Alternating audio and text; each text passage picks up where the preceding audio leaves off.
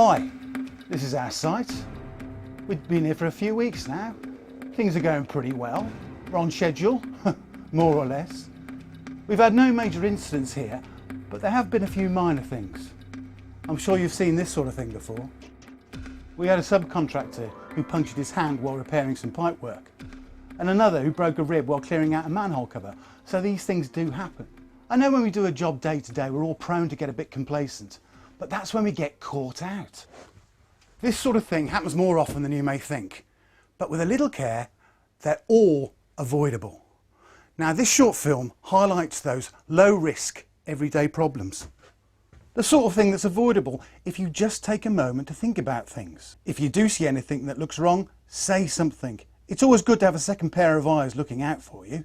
We all need to take some responsibility, and it might be worth remembering that the standard you walk by is the standard you set. So what are these low-risk, high-frequency activities we're looking out for? Come on, I'll show you around.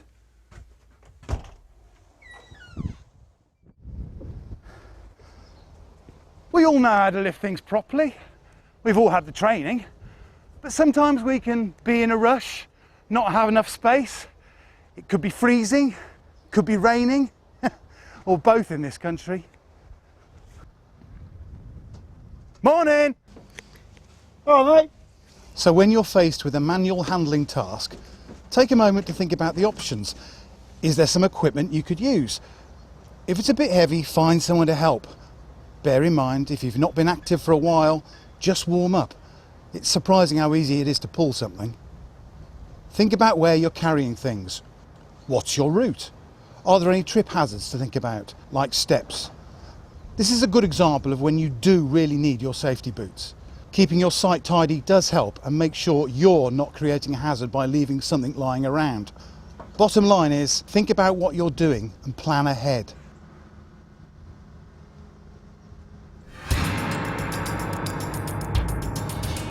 Look after your mate. See it, sort it, report it. Why was nothing done?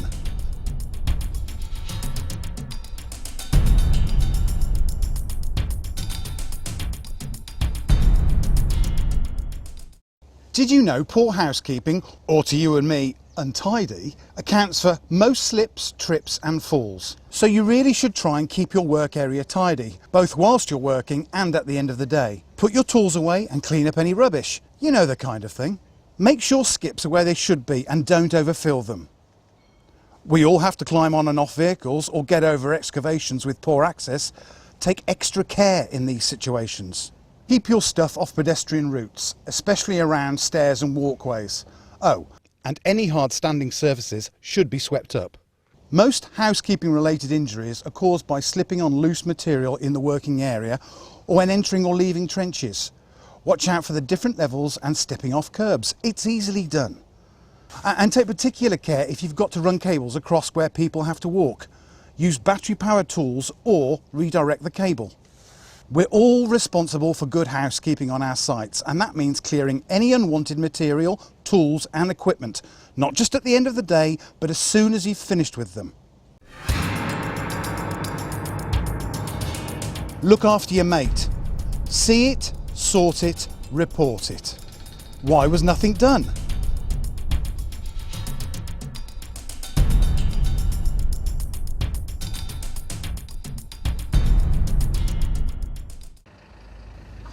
You know what it's like when you use the same equipment and do the same job day in, day out. You don't even think about what you're doing. It just comes naturally. We can all get too complacent, and if we're not careful, it can lead to us accepting hazards and not seeing things like operating or getting on and off plant as a risk. In fact, getting on and off dumper trucks and excavators in particular have caused a lot of injuries. Remember your training. Use 3 points of contact when getting on and off and always face the vehicle. Clearly only operate plant if you're competent and authorised to. And keep an eye on maximum loads and gradients. Give it a daily check and report anything you're not happy with.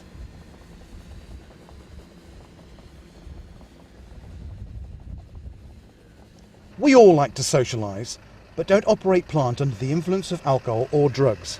And if you're on medication that may have an effect, or you're feeling unwell, Tell someone.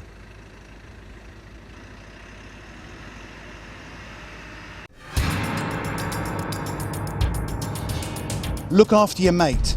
See it, sort it, report it. Why was nothing done?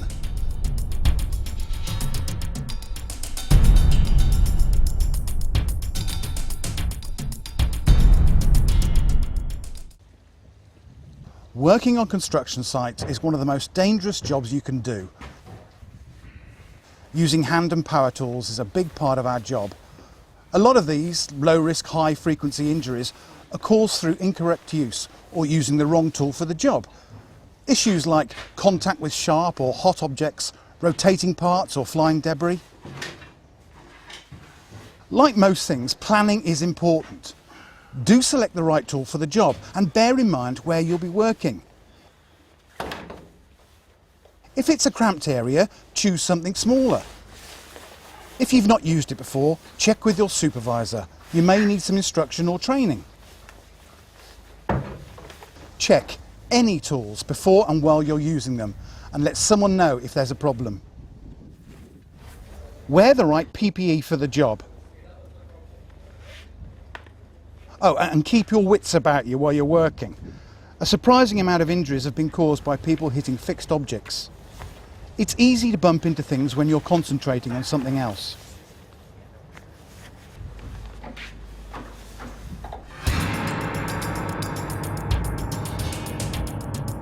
Look after your mate. See it, sort it, report it. Why was nothing done?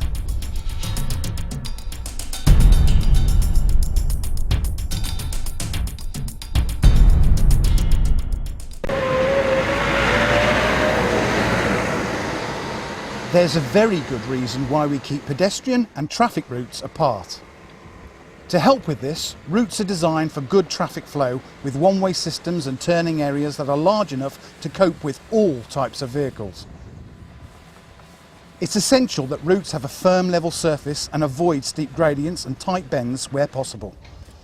And of course, site, delivery and private vehicles are kept apart where we can, for obvious reasons. Make sure you stick to the site speed limits and obey any road signs.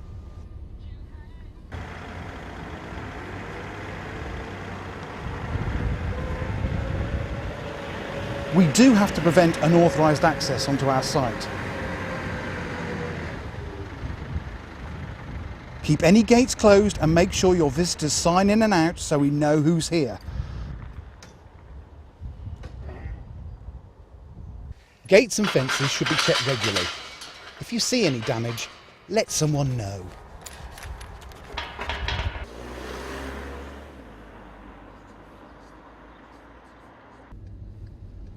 The same rules apply when you're working on the highway, not forgetting the increased public risk. Things like getting on and off vehicles using a banksman where necessary, using hand and power tools, keeping footpaths and verges clear of tools and equipment to prevent slips, trips and falls. So the public need to be kept away from working areas and site traffic for their own safety and yours.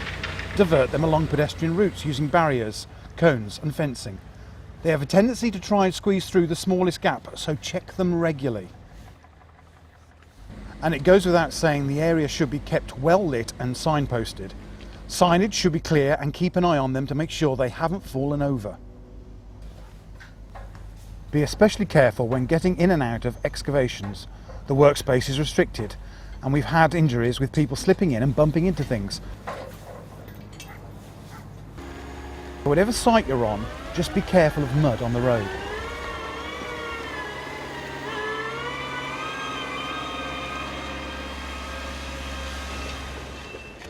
When you go back to your compound, the area should be clean and tidy and well segregated with well-maintained facilities.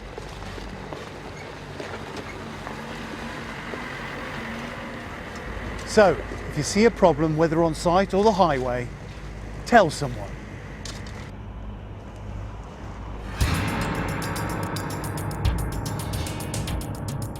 Look after your mate. See it, sort it, report it. Why was nothing done?